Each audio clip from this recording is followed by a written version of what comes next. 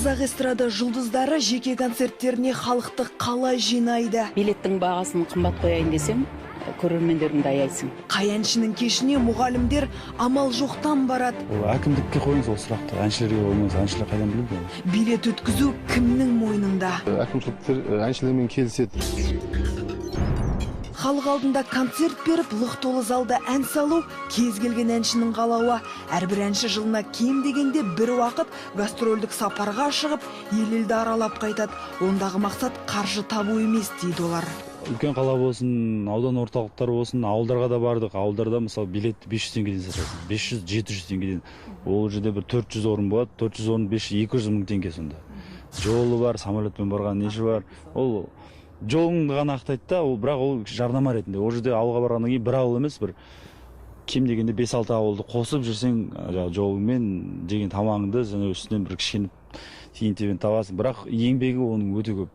Себебі 1,5 сағат, бір концерт 1,5 сағатты 200 мың теңге үшін ән айтқан келген әнші үшін, енді атағы шығып жүрген әншілер үшін әрине ол ақша емес.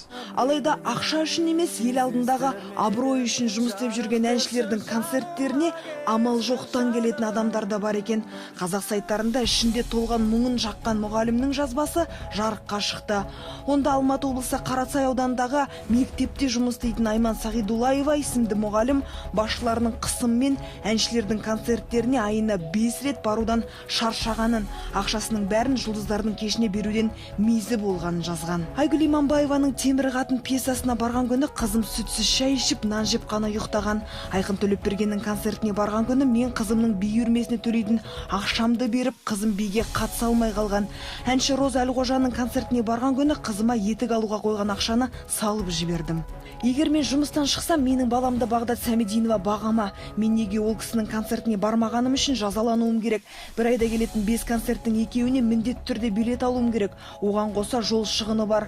Оны менің айлығым мүлде көтермейді. Осылай деп мұңын шаққан мұғалімге жоғарыда аталған Айқын Төлепберген де, Бағдат Сәмединова да жауап қатты. Мен ешқашан ешкімді қинап өсіп кел деп нетпеймін.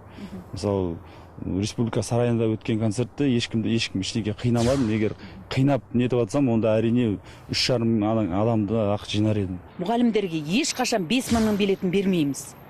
Берсе оларға 1000 теңгенің, 2000 теңгенің билетін береді. Ал 2000 теңге бір айында еш нәрсе етпес енді. Концерттерді өткізгенде билеттерді кассаға қойып қоямыз. Содан кейін жағы неше түрлі организациялар бар, фирмалар бар.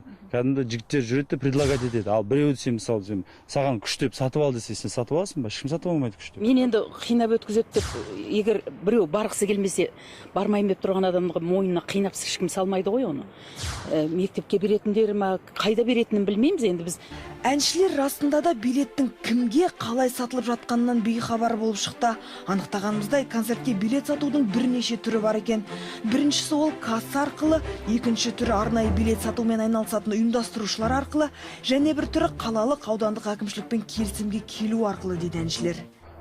Билет шаруасымен шын айтқанда жүгіруге көп әншілердің уақытта болмайды. Оны енді өздерінің администраторлары бар, өзіне арнайы соған қаржысын алып, мысалы ақшасын алып жұмыс жасайтын жігіттер бар. Кей жерде сондай әкімшіліктер әншілермен келіседі. Кейбір кезде әкімдіктен өздері хабарласып звондайды. Біз мына жерде концерт ұйымдастырайын деп жатыр едік. Осындай бір концерт болады, осы концертке келіп кетіңіз деп. Оның қайда өткізетінін мен білмеймін, шынымды айтсам. Аудандық әкімшіліктерге де барған кезім болды. Барамын енді басқа, мен баратын жермен қалалық әкімшілік, болмаса мен енді арнайы мұғалімдерге барып, арнайы өткізген жоқ.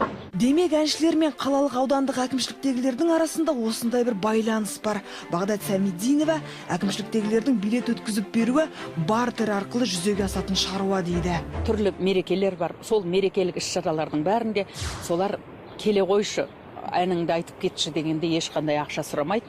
Келіп, тегін бәрі де барып өнерін көрсетіп жатады, қызметтерін көрсетіп.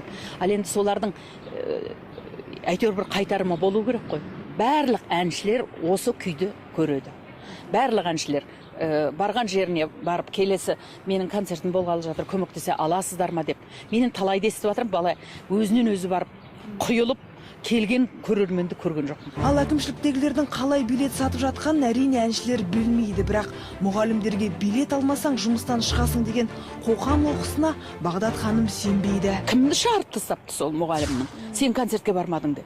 Ал енді концертке барса рахаттанып қайтады ғой, дем алып қайтады. Біздің қазақты шашынан сүйреп, апарып отырғызсаң керемет дем алып қайтады. А бірақ рахмет жоқ оларда. Ал әнші Әділ Исламхан билет өткізудің қиыншылықтарын мына нәрсемен байланыстырады. Бұл біздің халықтың аздығынан, қазақ халқының аздығынан болады. Ал мен енді келген жерім, мысалы, Қытайды айтатын болсақ, Қытайда халық өте көп. Мысалы, Пекиндегі әншілер, о жақтың жұлдыздары, сіздің мынау Үрімшіде 4 миллион халық тұрады. Ондай қалаларға келіп концерт бермейді олар. Уақыты да жоқ келіп қоюға. Олар қоятын болса, 30 мың адамдық, 15 мың адамнан жоғары стадиондарға концерт береді. Ал бір 3-4 миллиондық қаласы бар қалаларды олар менсінбейді. Өйткені олардың концерт беретінге уақыт жоқ. Неге? Ол халықтың көптігінен. Концерт өткізу оңай емес. Бүткіл нервің құриды. Жаңағы қаржы мәселесі. Бәріне шыдайсың, ал енді қаржы мәселесін қайдан табасың? Мысалы, менің өзімнің шығарған концертіме біраз ақшам менің сол концертіме кетті. Әншілер бар қаражатын халық үшін концерт ұйымдастыруға жұмсайды, ал ол кешке кейбір көрермен бар ақшасын беріп келеді. Өмір ай.